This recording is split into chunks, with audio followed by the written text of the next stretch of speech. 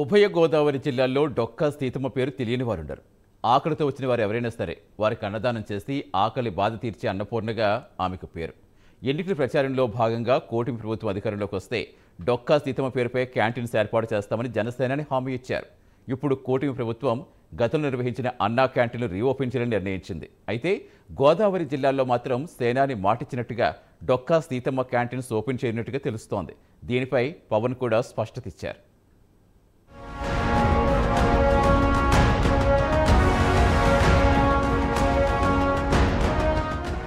2014-19 మధ్య అధికారంలో ఉండగా తెలుగుదేశం ప్రభుత్వం చేసిన మంచి కార్యక్రమాల్లో పేదలకు చౌకగా భోజనం పెట్టే అన్నా క్యాంటీన్ల నిర్వహణ ఒకటి. దేశంలో ఎక్కడా లేని స్థాయిలో 5 రూపాయలకి ఎంతో నాణ్యమైన భోజనం పెట్టి పేదల కడుపు నింపింది అప్పటి ప్రభుత్వం. తెలంగాణలో కూడా 5 రూపాయలకి భోజనం పెట్టే క్యాంటీన్ ఉన్నప్పటికీ ఏపీలో మెయింటైన్ చేసే క్వాలిటీ వేరు అని అక్కడ భోజనం చేస్తే తెలంగాణ వాళ్లు కూడా ఒప్పుకుంటారు. అయితే రాష్ట్ర వ్యాప్తంగా లక్షలాది మంది కడుపు నింపే ఆ క్యాంటీన్లను జగన్ సర్కార్ అధికారంలోకి రాగానే మూసేసింది. కనీసం పేరు మార్చి కూడా వాటిని నిర్వహించే ప్రయత్నం చేయలేదు. కాగా ఇప్పుడు అధికారంలోకి వచ్చిన కూటమి ప్రభుత్వం తిరిగి అన్నా క్యాంటీన్లను మొదలు పెట్టబోతోంది. కొన్ని చోట్ల ఇప్పటికే క్యాంటీన్లు అందుబాటులోకి వచ్చాయి.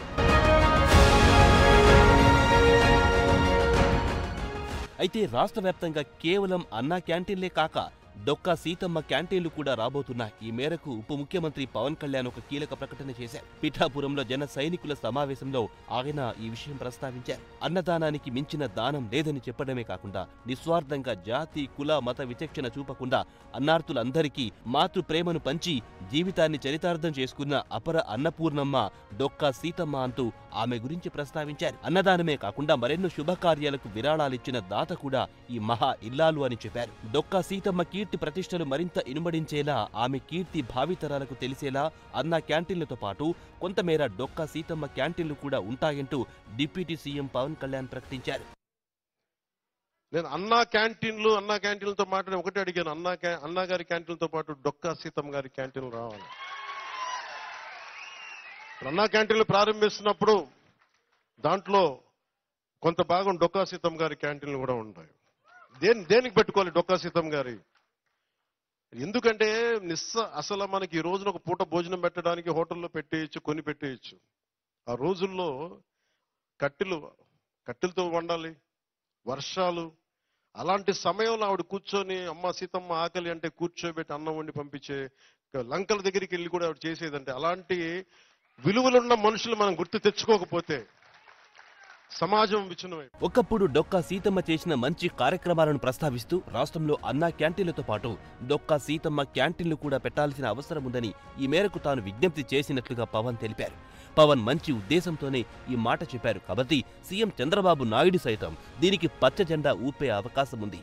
ఉభయ గోదావరి జిల్లాలో నిత్యాన్నదాతగాను అన్నపూర్ణగాను ప్రసిద్ధి చెందిన డొక్కా సీతమ్మ గోదావరి ప్రాంతాల్లో తరచుగా వచ్చే వరద కారణంగా అతివృష్టి అనావృష్టి కారణంగాను పలు ఇబ్బందులకు గురయ్యే ఆ ప్రాంత గ్రామాల పేదలను ఆకలి ఆపద నుంచి ఆదుకున్నారు. వచ్చిన వారికి లేదనకుండా నిత్యాన్నదానం చేసి గొప్ప పేరు సంపాదించారు. ఆమె గురించి పవన్ గతంలోనూ పలుమార్లు ప్రస్తావించారు. ఇప్పుడు ఉప ముఖ్యమంత్రిగా ఆయన డొక్కా సీతమ్మ క్యాంటీన్లు రావాలని కోరుతున్నారంటే అది జరగబోతున్నట్టే లెక్క. గోదావరి ప్రాంతాల్లో కొన్ని క్యాంటీన్లకు ఈ పేరు పెట్టే అవకాశం ఉంది.